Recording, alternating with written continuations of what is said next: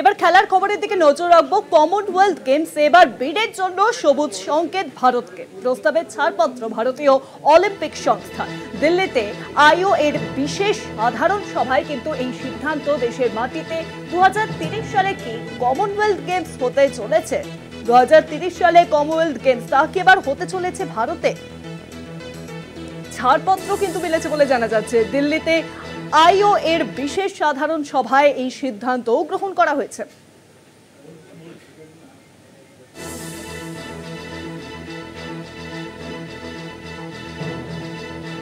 যেমনটা আপনাদেরকে জানাচ্ছিলাম, কমনওয়েলথ গেমসে কিন্তু বিডের জন্য সবুজ সংকেত ভারতকে।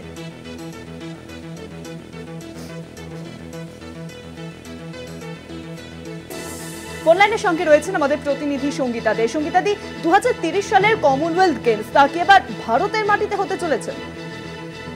দেখো, আজকের একটা ইন্ডিয়ান অলিম্পিক অ্যাসোসিয়েশনের একটা জরুরি মিটিং ছিল, স্পেশাল জেনারেল মিটিং, এবং সেখানে 2030 কমনওয়েলথ গেমসের যে বিট করা হবে তার জন্য একটা ছাড়পত্র পেয়েছে ভারত, এবং 31শে আগস্ট হচ্ছে ডেডলাইন। 31শে আগস্টের মধ্যেই ভারত বিট করবে 2030 কমনওয়েলথের জন্য।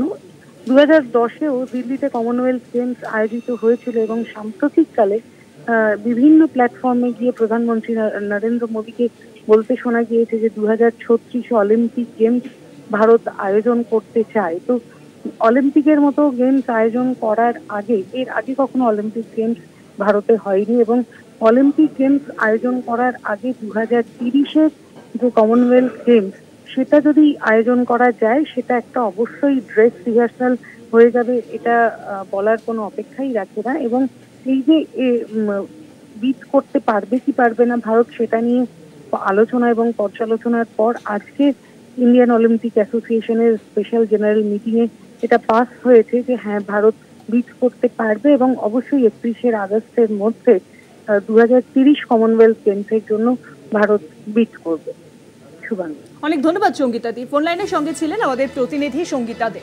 অর্থাৎ 2030 সালে কমনওয়েলথ গেমস কি হতে চলেছে এবার ভারতের মাটিতে, সেই নিয়েই কিন্তু এখন চর্চা একেবারে তুঙ্গে।